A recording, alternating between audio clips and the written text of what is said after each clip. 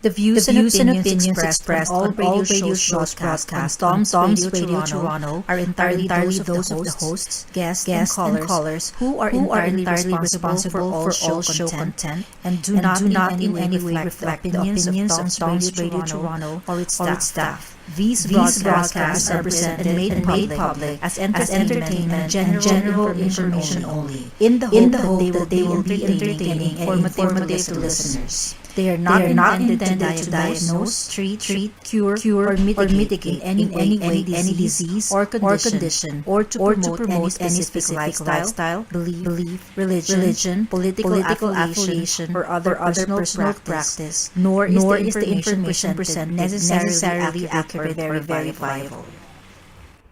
Tom's Radio is back, and of course, ito pa rin po inyong kabayan, Ramon Datol. Well, ngayon nga po ay meron tayong magagandang mga balita. At ito po ang inyong news at 4. At ano ba ang ating top of the news today? Well, Biden, yung US President po ito, US President Joe Biden to host the first Tres Amigos Summit since 2016.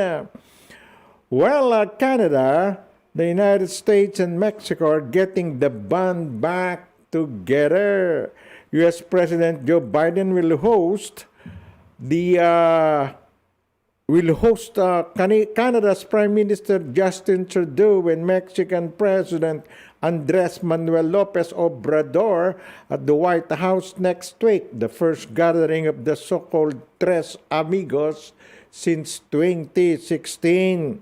The November 18 meeting, formerly known as the North American Leaders Summit, was an annual tradition for the three leaders that began in 2005 until a prolonged hiatus brought on by the election of Donald Trump as president. It will also be Trudeau's first in-person visit to the U.S. Capitol since Biden became president in January. This year, priorities include finishing the fight against COVID-19, getting the job done on vaccines, tackling the climate crisis, creating new middle-class jobs, building an economic recovery that works for everyone, and migration, Prime Minister Trudeau's office said in a statement. Canada in particular has a lot it wants to talk about. High on the list will be a proposed tax credit for American-made electric vehicles, part of the Biden administration's ambitious economic and social spending package known as the Build Back Better Act. Critics say the credit, worth as much as US $12,500, to a new car buyers in the U.S. would give an unfair advantage to big three automakers and undermine the highly integrated auto manufacturing process that exists between the two nations. The complaint dovetails with Canada's broader concern about Biden's forceful Buy American rhetoric, which includes a more stringent vetting process for foreign contractors and suppliers looking to capitalize on generational effort to overhaul U.S. infrastructure. Pipelines, too, remain a point of contention. Canceling the Keystone XL expansion was part of Biden's Day One agenda, and the White House has been dragged into a dispute between Michigan and Enbridge Incorporated over a planned upgrade to the cross-border Line 5 pipeline. The two countries are also bracing for a showdown on long-standing continental irritants like softwood lumber and dairy imports. The U.S. complaint about Canada's rule for importing American-made milk product is the first significant trade dispute since the advent of the U.S.-Canada-Mexico agreement. Canada is also anxious to play a vital strategic role in supplying critical minerals and rare earth elements to make the batteries and electronic components so essential to the rapidly expanding North American electric vehicle market. Well, Goldie Hyder, President and CEO of the Business Council of Canada, described the meeting as an important opportunity for all three countries to reinforce their economic ties in the wake of the COVID-19 pandemic. The Council's wish list for the meeting includes advocating for Line 5 while cooperating on reducing greenhouse gas emissions, challenging protectionist U.S. measures that disadvantage Canadian manufactured goods and content, and promoting the idea of a United American Economic Front. Well, news of the meeting also comes on the heels of Monday's relaxation of COVID-19 travel restrictions, which had prevented fully vaccinated Canadian visitors from driving across the Canada-US border for non-essential purpose. The White House version of Wednesday's announcement described the agenda for the meeting as reaffirming trilateral strong ties and integration while charting a new path on COVID-19, competitiveness, climate change, and migration. Yan po ang pinakamagandang mangyayari sa nakikitang tripartite agreement. Sa amin, tres amigos po nung araw pa yan. Inayawan lang ni Donald Trump. Sabi nga ni Donald Trump, wala yan. Taniman pa yan ng matataas na bakod. Galit siya sa yung mga tumatakbong Mexicano sa border ng Amerika. Saka naman nakakita, unang niyang papagawa yung parang yung walls of China sa taas at sa haba. Sa lahat ng border. Galit siya sa mga tumatakbong mga illegal immigrant sa border. May mga kasapakat doon ng mga talagang ganyan ang buhay. Gusto nilang magtira sa Amerika. Kaya si Biden, kalaban ng mga Meksikano yan. At anyway, tingnan po natin, November 18 yung Tres Amigos Summit. Among the American President and the Prime Minister of Canada and Mexico. Ayan, maganda po yan. Sana mabuksan yung Line 5 pipeline. Pinasara ni Biden kaagad yun nung maupo. At any rate, Balitang Pilipinas naman, COMELEC tags 205 nuisance bets. Nako, ang dami.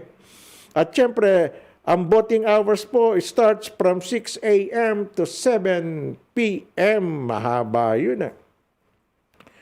Here's the story. At least 205 aspirants for national positions may be declared nuisance candidates. 82 presidential, 15 vice presidential, and 108 for senators, the COMELEC said yesterday. At the same time, the COMELEC said the petitions for the cancellation of the certificate of candidacy of presidential aspirant Ferdinand Bongbong Marcos Jr. shall be resolved immediately. Dapat lang yun, Well, this should be resolved before the official list of candidates is released. James Jimenez, COMELEC spokesperson, said, if proceedings will not take long, if there are not more hearings or clarificatory hearing, it looks like we will resolve the petition on time. Sabihin nun, 3 araw, the most, 1 linggo.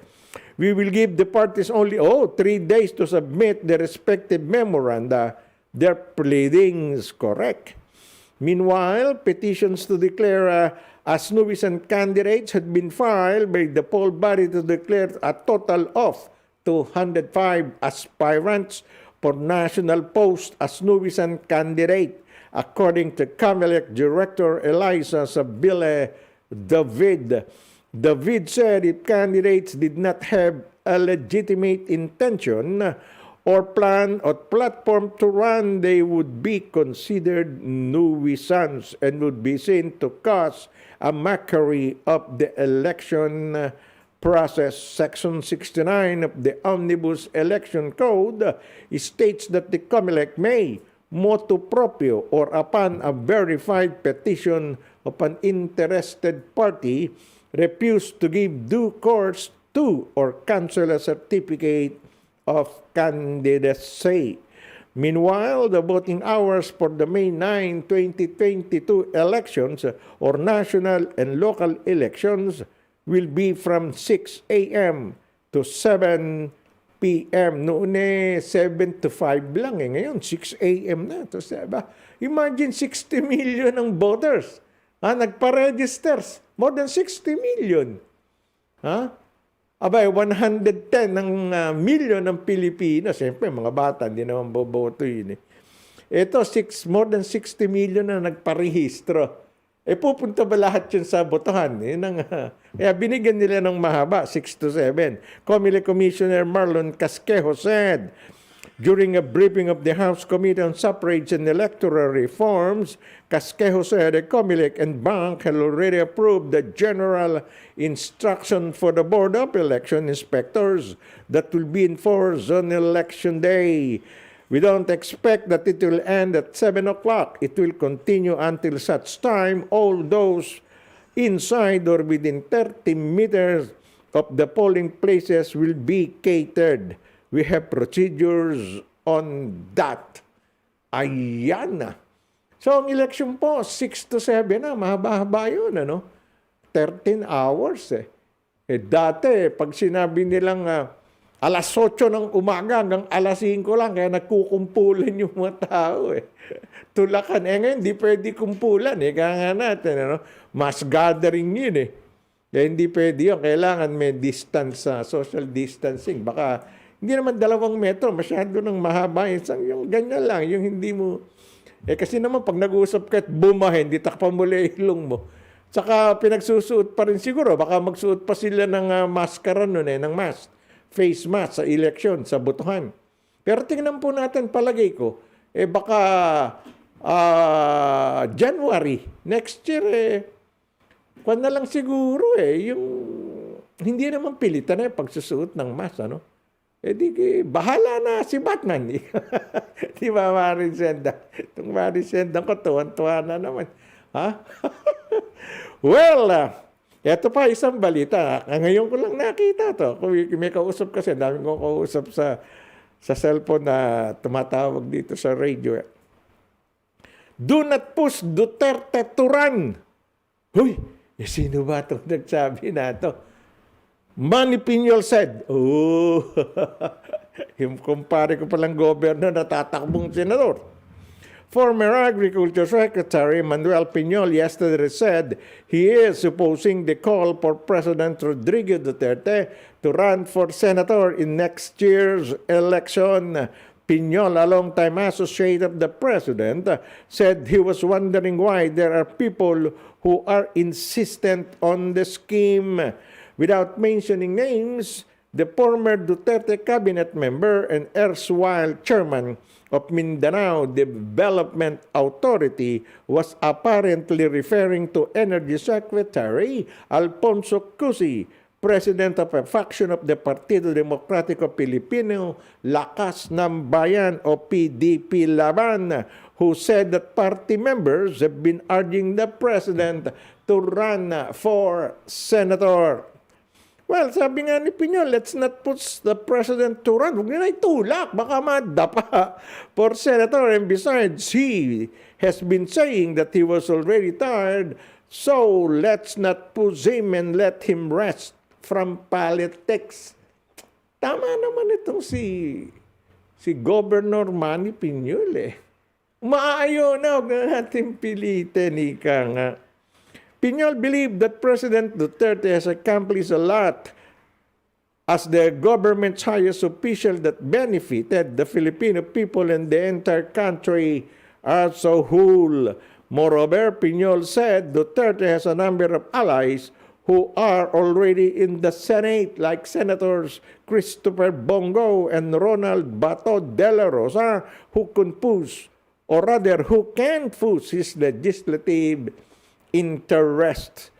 Asked about the chance of Davao City Mayor and presidential daughter Sara Inday Duterte Carpio to still seek the presidency as the substitution of candidates, Piñol believed otherwise. There is no way Sara will run because in the first place, the hugpong ng pagbabago in apparent reference to the local party she founded has no presidential bet to replace with, said Piñol, who used to be a journalist before he became the governor of Cotabato. Sports journalist siya, kasama ko naman. Napakatapang yan. 12 silang magkakapatid, puro lalaki eh. Para kami magkapatid nito. Maibida ko lang sandali, yung ate ko po kasi, supervisor yun sa Department of Agriculture nung araw eh. Yung NAPSI ata, yung National Food Council. Siya po ay team leader. Isang grupo po yun ang nagpupunta sa lahat ng malalayong bayan sa buong Pilipinas, naglilibot yan. Pag sa Mindanao yan, doon tumutuloy. Napakaganda kasi ng tahanan at saka ng agricultural land ng mga Piñol Samlang, North Cotabato. Ilang beses na ako napunta nung araw. Doon tumutuloy yung sister Jerty ko, Hertrudes Jerty Datol Bongkarawan, ang asawa po ng ate ko, Muslim. Yan, taga Marawi City. Yun na nga, ang nangyayari doon siya tumutuloy. Mahal na mahal ng nanay ni Manny Piñol yan eh. Kaya lang puro lalaki kasi magkakapatid. Napakabait itong ate ko niya, marunong magluto. Ayun. Kaya nga nung that fateful April 27 o 24 yata yun, I could not recall. Napakatagal na po nun eh. Nasunog po yung Cotabato City Hotel. Yun. Doon tumuloy po yung team ng ate ko. Sinunog yung naging unang biktima ng Abu Sayyaf sa Pilipinas, yung sa Cotabato City Fire. 1997 yun, naknandrag. Yan mo na, naiiyak na naman ako, kapatid ko yun eh. Pero nagpapasalamat ako kay Manny Piñol. Naging mayor yan, 1992, tapos nag-substitute kasi siya sa tatay niya eh. May sakit. Nasa Pilipinas kami noon, kumakover kami ng PBA nung araw eh. Sabi niya sa akin, sabi mo, kailangan mauwi ako. May sakit ang tatay niya. Yung ganyan, tumatakbong mayor. Naging substitute siya ng tatay niya. Naku, lakad kami lahat. Nanghingi kami talaga ng financial aid. Yun. Nanalong mayor. 3 sunod-sunod din. Tumakbong North Cotabato Governor. Manny Piñol. Nanalo yan. Ayan. Anyways, napakagaling po niya. Kaya kinakampanya ko yan as Senator, Marin Sendang, kababayang Rizalista. Manny Piñol, sisingit natin yan. Although, dun siya sa partido ni Ping Lacson at Tito Soto. Pwede naman yun eh. Kahit saan ba partido, basta 12 yung ating iboboto eh. Okay, alright, Manny Piñol, isa sa iboboto natin yan, kasama ni Atty. Larry Gadon at ni Rodante Marcoleta. Yung iba po, pag-uusapan pa natin yung mga tagal ng mga senador, wala nang kwenta yan. Palitan na natin lahat yung nandyan. Okay. Well, sabi pa ni Piñol said this advocacy for food sufficiency and food security will be his main campaign for his Senate run as he vows to protect the welfare of those in the agricultural sector, particularly farmers and fisher folk. Totoo po yan, mahal na mahal ni Manny Piñol ang mga magsasaka. Siya po mismo, nagsasaka yan eh. Sports editor na yan sa Maynila. Magkakasama po kami. Marami yan. Napakarami. Nang kaalaman yan sa kaya nga po nalagay ang Secretary of Agriculture ni Tatay Digong eh. Magkaibigan talaga, dalawa na yan nung araw pa. Yan, promise po, totoo yan. Di ba kasama ko nga si Manny Piñol sa ABAP GMA Go for Gold television program? Kami unang magka-partner nun eh. Bago kami nagpartner naman ni Ron De Los Reyes dahil naging mayor na si Manny Piñol ng Mlang. Nag-taping pa kami sa Mlang. Nung mag-mayor yan. Napakagandang bayan yung Blang, North Cotabato. Yun po, Manny Piñol for Senate. Uy, ba't pa ako nangangampanya? You said po rito.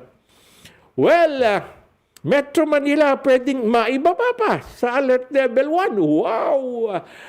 Pag-uusapan po natin yan when we come back after some words from our friends. Don't go away. I'll be back soonest.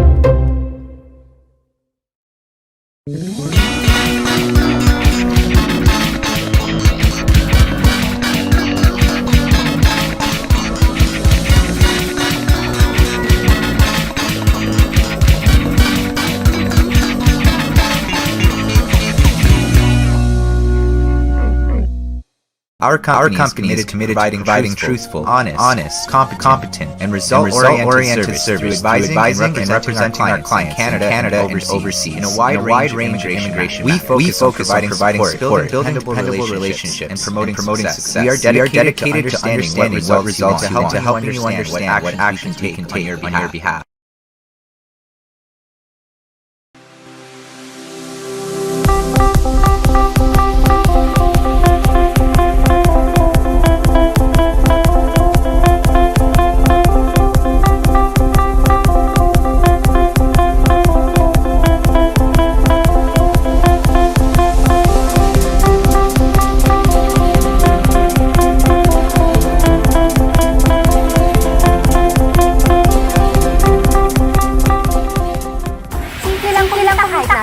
Bahay gamit ang iyong Show My King online franchise business. Step 1, you post. Step 2, we deliver. Step 3, you earn. Tandaan, sa Show My King yan. May posibilidad na ilagay sa alert level 1 ng Metro Manila kung bababa pa sa 1,000 ang araw ang bagong kaso ng COVID-19. Kung ang datos ay patuloy naman bumababa, posible na kapag below 1,000 or 500 cases per day, baka pwede nating ibaba pa ng alert level 1 na ito ay ayon mismo kay Health Secretary Francisco Duque III sa public briefing kahapon. Kasalukuyan nasa alert level 2 na ang Metro Manila hanggang November 21 kung kailan magdidesisyong muli kung pananatilihin ito o babaguhin na. Sa kabila na nito, nagpahayag ng pagkaalarma si Duque sa naglalabas ang mga larawan na siksikan ng mga tao at hindi pagsunod sa minimum public health protocols. Upang tuluyang bumaba ang alert level sa Metro Manila, muling nananawagan si Duque sa publiko na pairalin ng disiplina at sundin ang ipinapayo ng mga eksperto sa physical distancing, paghuhugas palagi ng kamay at tamang pagsusuot ng face mask. Hindi na binanggit yung face shield. Noon kailangan naka-face shield kahit na face mask pa. Paano? Parang tayo, lagi tayong pinapawisan ng mukha pag ganyang sobrang init. Yung face shield na yun, mainit yun. Meron ako dito Binigyan ako ni Tito Ed ng isa. May nagbigay pa nga sa akin sinubukan ko yun. May face mask saka face shield. Forget it. Face mask na lang or face shield. Pero hindi mo pwedeng pagsabayin nun. Mamumutik-tik ka ng pawis sa noo. Buong mukha, delikado pa. Yung nagsasalamin ka pa, may driving. Hindi naman. Pag nagdadrive ka, hindi ka naman magsusuot pa ng face mask. Tsaka nung face shield na yon. Alright. So pwede. Bire mong, dito nga kami sa Ontario. almost 90% na nabakunahan eh. Di ba kausap ko si Councilor James Pasternak ng York Center, York Center, riding, kung saan siya re-electionist ulit para sa October next year's municipal election. Ayan, nako. Mauna yung provincial election. June yata yung provincial election. Kung saan tatakbo mga MPPs. Nako, delikading si Doug Ford, di ba, Marisendang? Tingnan natin ngayon kung paano gagawin ng mga nakaupong PC, MPPs. Baka magbabalik kaya yung liberal party sa provincial? Si Del Duca. Naku, tingnan po natin yan. At any rate, heto po ang balitang pang World Health Organization. Target ng World Health Organization na gumamit na ng second generation COVID-19 vaccines na maaaring maging oral o kaya nasal sprays. Ano ibig sabihin nun? Oral? Iinumin mo. Pwedeng capsule. Pwedeng gamot na. Parang kortal lang siguro yun eh.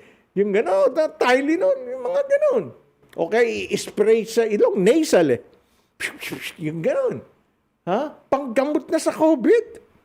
Well, kung magagawa yun di mas maganda kesa naman tutusukan ka lagi kaliwat kanang balikat mo, kaya dudul-dulin yung ilong mo hanggang sa mga hatching ka sa swab testing. Well, sinabi ni Soumya Swaminathan, Maring Sendang, yan ang pronunciation ng World Health Organization na mas madaling i-deliver ang naturang uri ng mga bakuna at maaari pang gamitin ng pasyente ng walang medical worker o mababawasan yung trabaho ng mga medical worker. May 129 iba't ibang kandidato ng bakuna na nakapagsagawa na ng clinical trials sa tao habang may 194 pa ang kasalukuyang dinidevelop sa mga laboratories. Kung hindi naman magagamit kontra sa COVID-19 ng ibang bakuna, maaaring magamit ang mga ito sa iba pang infeksyon na maaaring lumawas sa mga hinaharap na araw, linggo o taon. Sa kasalukuyan, may 7 bakuna pa lamang ang binigyan ng emergency use authorization ng World Health Organization. Ito ay ang mga sumusunod: Pfizer BioNTech, Moderna, AstraZeneca, Johnson & Johnson, Sinopharm at Sinovac at ang Bharat Biotech ng India yun. Bharat, B-H-A-R-A-T. Bharat. Ayan, hindi Victory, Bharat, B-H. Biotech galing ng India yan. So, dalaway Chinese, Sinopharm and Sinovac. Ayan, yan lang po ang mga binigyan ng emergency use authorization ng World Health Organization. So, iba pong mga gamot, hindi pa. Pero bakit hindi kasama rito kaya yung Sputnik 5 ng Russia? Hindi ba? Sputnik, pinamimi sa Pilipinas, 2 milyon natin binigay. O hindi kinikilala rito yun ng World Health Organization. Wala Sputnik 5. Buong mundo na nabibigyan nun. Ano kaya yun? Nangingilala rin kaya sila ang World Health Organization? Kaya nakita nyo nung unang sumalampak yung pandemic na yan, nagalit si Donald Trump Hindi ba? Tatanggalin ko yung binibigay na ayuda sa World Health ng US. 250 million pala yun, taon-taon. Nak ng dragon, ninervyos ang WHO. Di ba? Ngayon, nakabalik na uli. Alam naman si Joe Biden Magaling yun Yung nga lang, sa Canada tumira ka kada pinatigil yung pipeline. Laking mawawala sa Canada nun. Sa Canada daw, pag nag-usap kayo sa Tres Amigos, ayan, mababrought out na ni Justin Trudeau yung problema ng Canada. Paano? May pinopromotan ka, no? Electric car nila. Di ba? Pag sinuportahan ng Canada, Todas naman yung malalaking kumpanya ng kotse. Di ba? Meron 12,500 lang, meron ka ng electric car. Napakamura nun. Kukumpira mo sa mga ginagawang kotse rito. Yan, patay. Naku, matinding bakbakan yun. Di ba, Marin Sendang? Alright. 61 billion peso allotted for booster shots in the Philippines for 2022 budget. Well, here's the story. Some 61.6 billion pesos has been allotted in next year's proposed national budget for the procurement of vaccine booster shots based on the Senate version of the 2022 budget program that has the health sector having the third biggest share of allocation. The 45.3 billion peso portion of the amount listed as unprogrammed funds will provide one-dose protection to some 83.4 million Filipinos at an estimated cost of 544 pesos per jab. Abay, yun pala ang 554 pesos per vaccine, per bakuna. Yung pala halaga, no? The People's Budget Coalition, or PBC, an umbrella group of business and civil society organizations, meanwhile has asked lawmakers to redirect about 17% or 841.68 billion pesos of the proposed 5.024 trillion pesos budget for next year to COVID-19 programs. In the Senate version of the budget, the Department of Health is given additional funding of 16.245 billion pesos under the Family Health Immunization, Nutrition, and Responsible Parenting provision that seeks to provide protection for 29.86 million Filipinos at the same cost the same cost per injection. Ano ba yan? Hindi na makapagpasa. Nakasalamin pa. Tanggalin nga muna natin to. Well, some 896.4 billion, malinaw-linaw, pesos, it's also this, or rather allocated for the construction of warehouses for the storage of vaccine, while 2.48 billion pesos is set aside for the hiring of more vaccinators. Dapat kasi ngayon, hinahire na yata yung mga dentista. Ayan, of course, dentista, doktor din yan eh. Di ba? Pwede yan. At saka siguro yung mga, kung di na makakakuha ng nurses, sapagkat ang nurses, pinakamaraming graduate sa Pilipinas yan. 4,000 to 5,000 nurses taon-taon ang umaalis papunta sa ibang bansa. Gumagraduate naman sa Pilipinas nurses taon-taon, 10 to 15,000 sa buong Pilipinas yun. Ang dami po kasing kumukuha ng nursing profession. Yan ang kinukuha sa abroad, lalo ngayon. May mga pandemic nurses at saka home healthcare workers. Ayan. Well, the Department of Education, state universities and colleges, and the rest of the education sector remain as the top taker of the proposed budget with 738.6 billion pesos, followed by the Department of Public Works and Highways, which is allocated with 665.5 billion. Bakit pinakamarami yung education? Ang laki, 738.6 billion.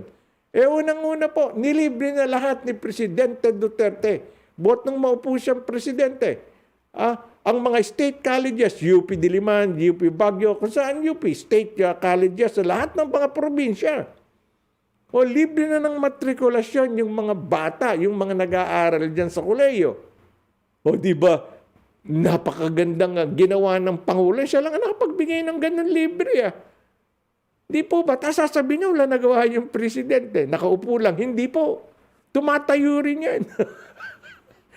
Ang sinasabi natin, Marin Sendang, panay ang criticize ng mga kalaban sa politika. Hindi naman nila, yung mga dyaryo naman sa Pilipinas, yung malalaki, hawak-hawak ng mga oligarchs yan . Di po ba? Buti na lang yung Manila Times ni Mr. Dantiang. O, naglalabas ng totoo yan. Alam fake news dyan. O kaya nga nung sinasabi ayaw nilang maniwala sa Kalye Survey o sa Publicos, nagpa-survey ang Manila Times sa buong Pilipinas.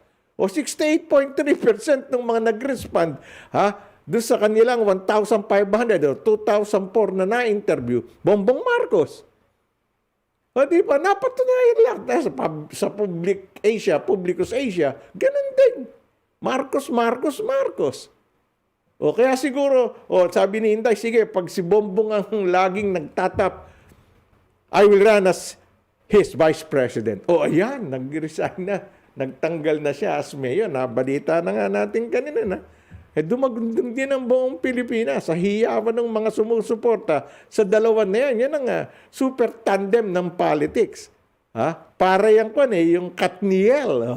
Nak ng dragon na rin sendang. O Lisquen. Ano ba yung Wag yun. Mahirap yung Lisa. Kung yun, Soberano sinisiraan si Presidente Duterte.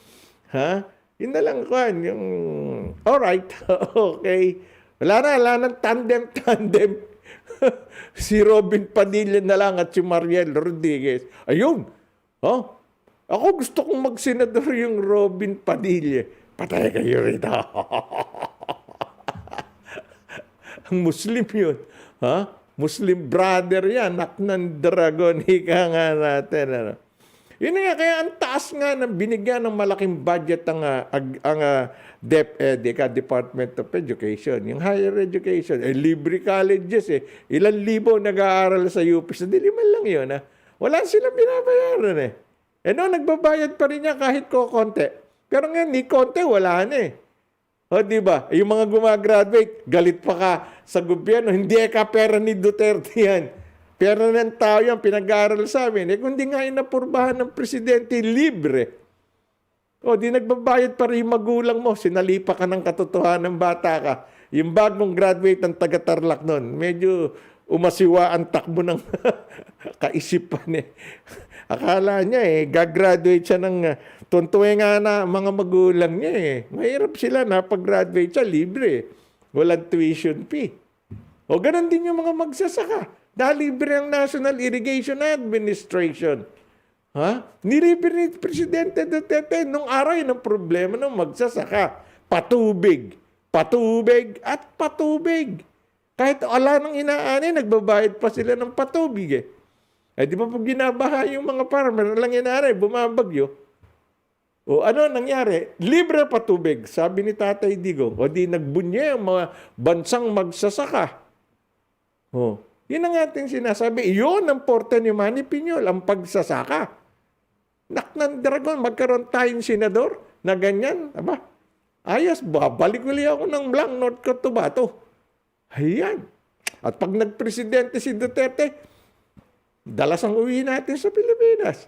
Pupunta tayo sa Ilocos Norte. O ano ginagawa ng mga lutong masarap ni Nanay Leticia Pamit. O, di ba? Nanonood siya. Oy, magandang umaga na po pala sa Pilipinas. Alas 5, ano na bang oras? Alas 5:40 na ng umaga. O, di ba? Gising na yung mga kababayan nating seniors. O, sila kumparing Soylo at Bioli Ancheta. Naku, nanonood sila ngayon. Ayan, maraming salamat po. All right. Caroling ng mga bata. Sa Pasko, pwede. Pwede na silang mga caroling. Basta may kasamang magulang. Yun lang.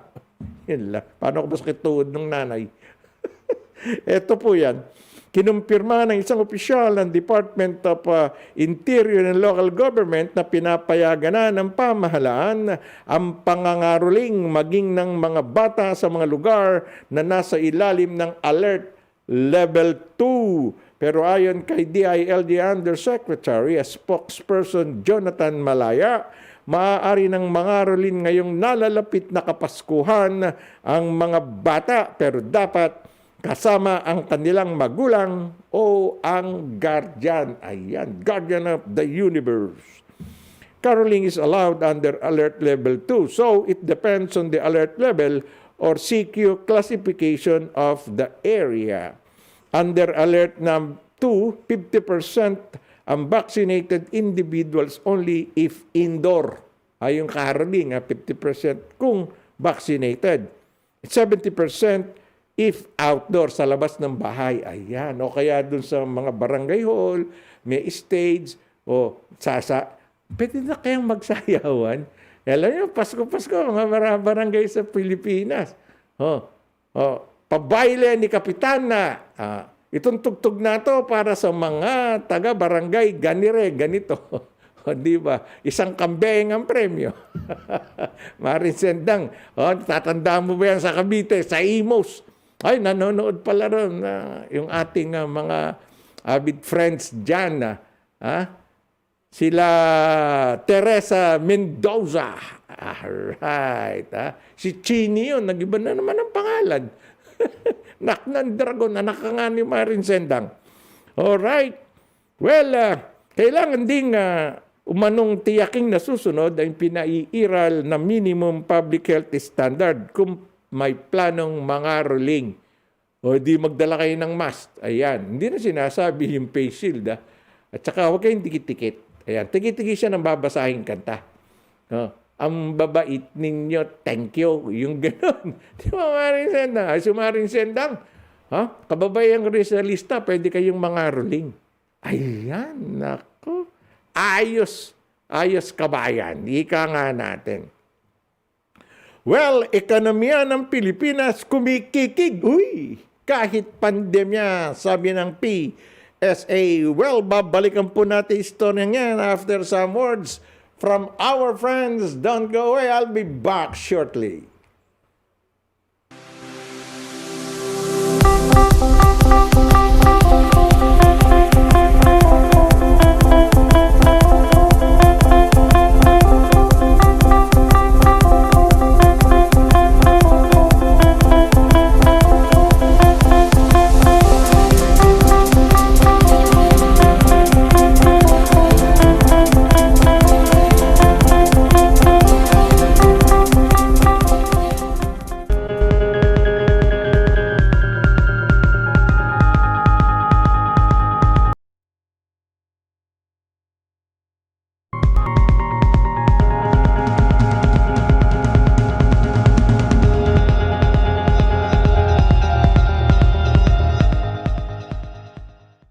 Our company is committed to providing truthful, honest, competent, and result-oriented service through advising and representing our clients in Canada and overseas in a wide range of immigration. We focus on providing support, building dependable relationships, and promoting success. We are dedicated to understanding what results to helping you understand what action you can take on your behalf.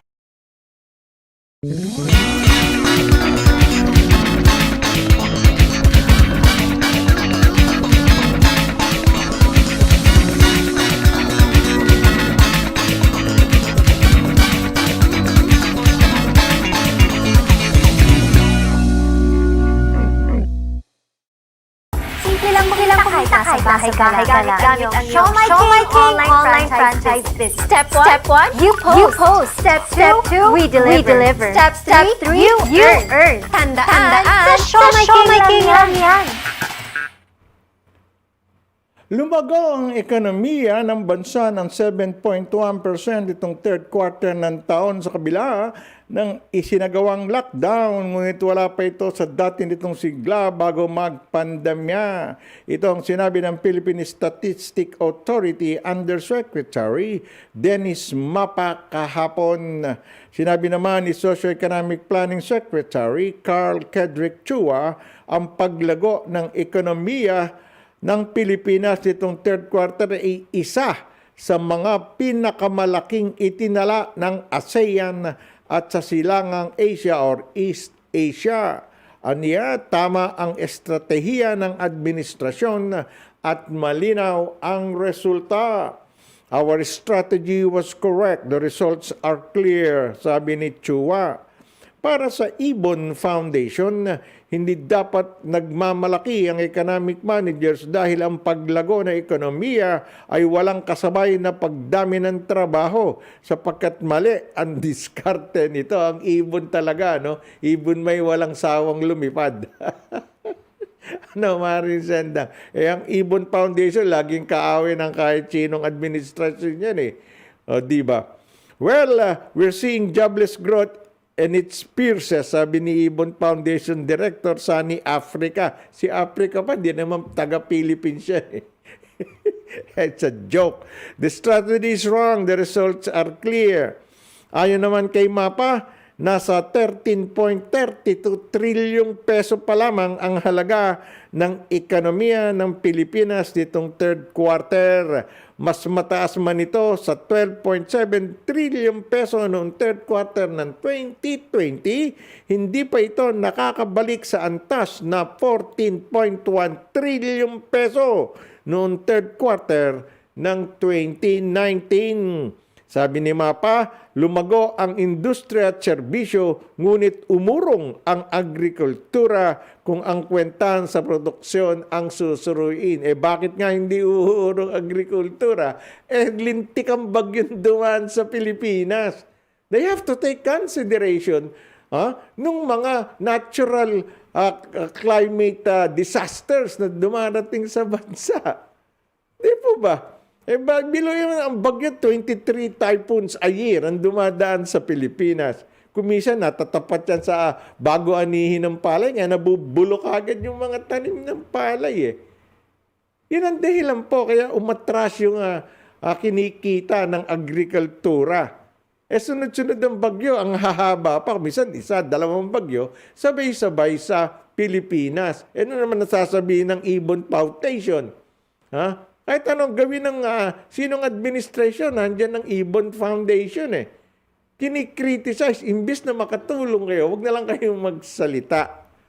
Di po ba? Isipin naman ninyo kung paano yung matutulungan yung bansa. Hindi yung kamukha ng mga tumatanggap ng 4-piece. Di ba? Yung pinakamahihirap lagi na lang nakaganyan ng kamay. Nanghihingi nagkamali nata ang Pilipinas nun eh. Kung ako presidente, hindi ako magbibigay ng ganung pera-pera, bonbon. 6,000 to 8,000 pesos sa isang mahirap na pamilyang may mga anak. Hindi eh. Doon sa lugar na yan, maglalagay ako ng pagawaan ng kung ano-anong negosyo para may trabaho kayo. Mas malaki pa kikitain niya kaysa tinatanggap na 4 hanggang 6,000 na pesos na monthly ayuda. Ika nga, yung 4-piece. Daan-daan bilyon ng pondo ng pamahalaan. Ewan ko, kung akong presidente, magmilagro. Lalagyan ko ng mga pagawaan ng tsinelas yan pagawaan ng mga short pants, pagawaan ng mga bimpo, yung mga binebenta sa jeep panlinis, yung basahan ganun. Gagawa ko ng mga tungkod, yung cane, tungkod ng matatanda. O tatanda kayo lahat eh. O di po ba? Hindi yung bigay ng pera dyan. O silang may nasasabi si Robledo, nasa laylayan ng bayan, yung pinakamahirap. O sinasabi ni Pacquiao, nagugutom. Walang makain. Merong nakakain yan. Kung nalang nakakain yan, di sandambak na, patay dyan araw-araw. Lintik magsalita itong mga politiko natin eh. O yung ABS-CBN, mabanggitin ko na naman. 3 sa 10 Pilipino walang makain. 3 sa 10 Pilipino? O yung 20 Pilipino, 6? Yun ang ibig niya sabihin eh. 100 milyong Pilipino, 30 milyong Pilipino walang makain. Unbelievable. Di ba? Mali-mali yung commercial eh.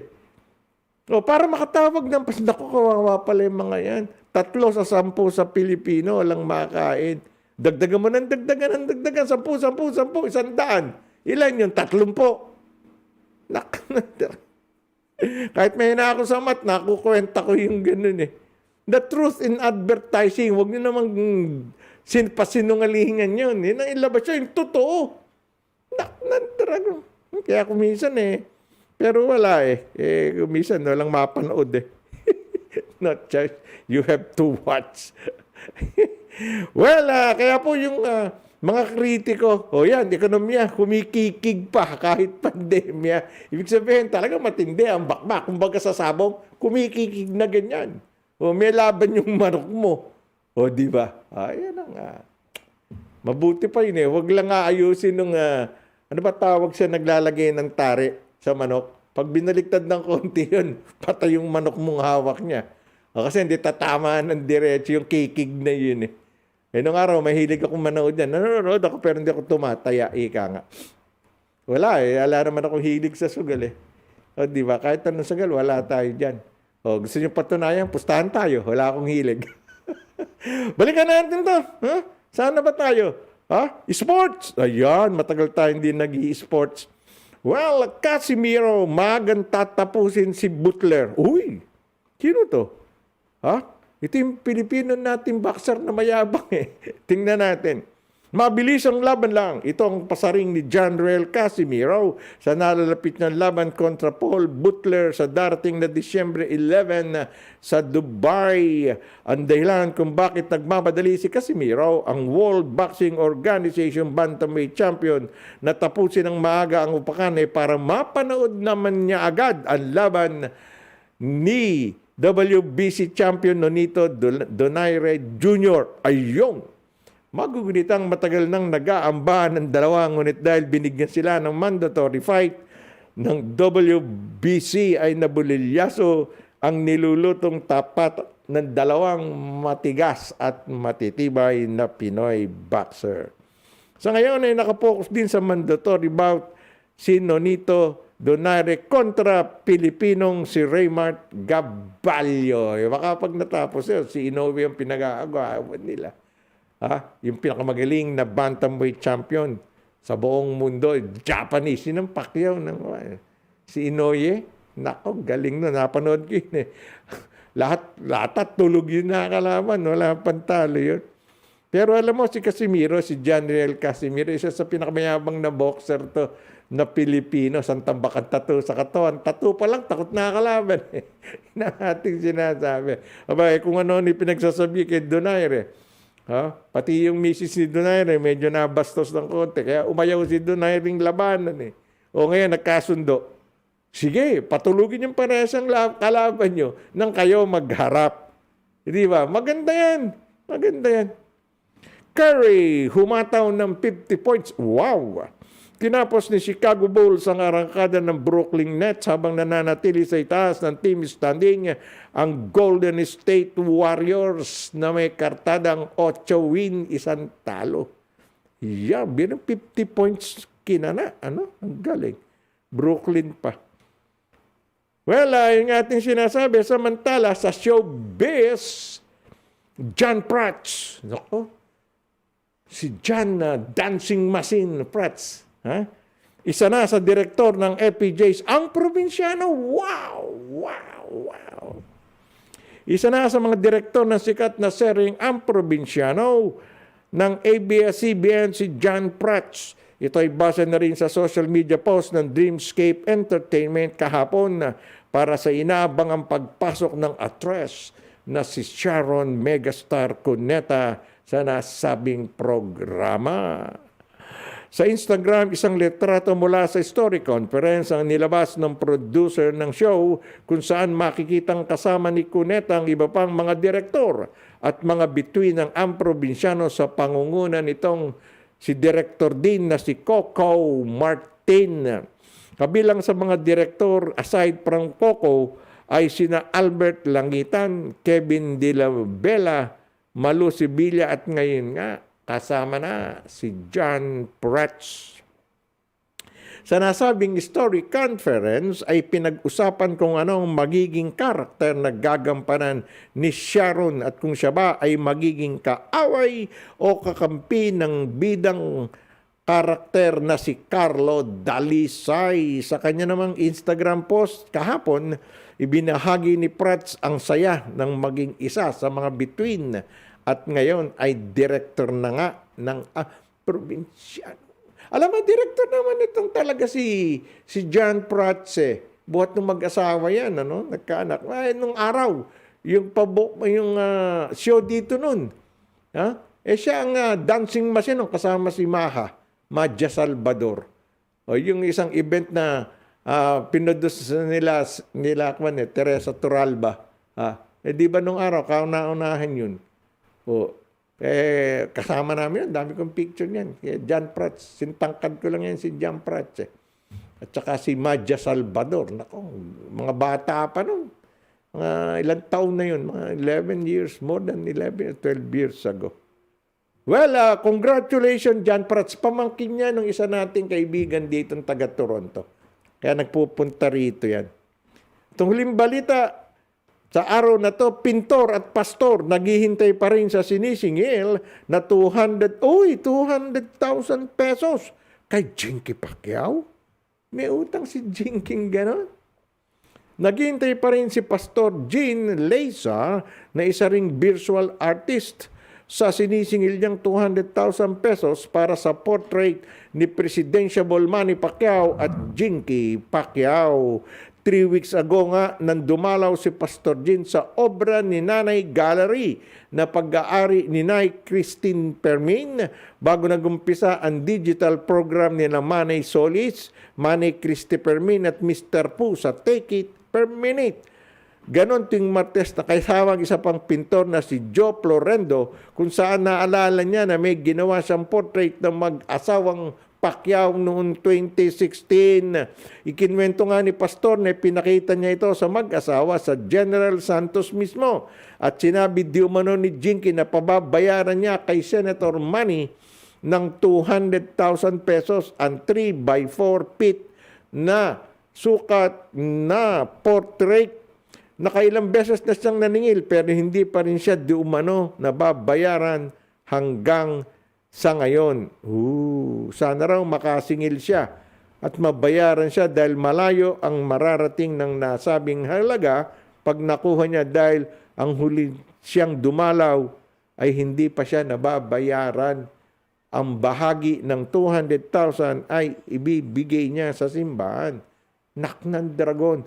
Hindi na rin niya sisingilan pero nung makita niya nagpapamigay ng libo-libo si Pacquiao sa mga tao, ay binalak na niyan singilan. Dami naman daw pere. Bayaran na lang pang simbahan naman yan. Sana naman mabayaran yung pastor. Ano? Pastor na yon.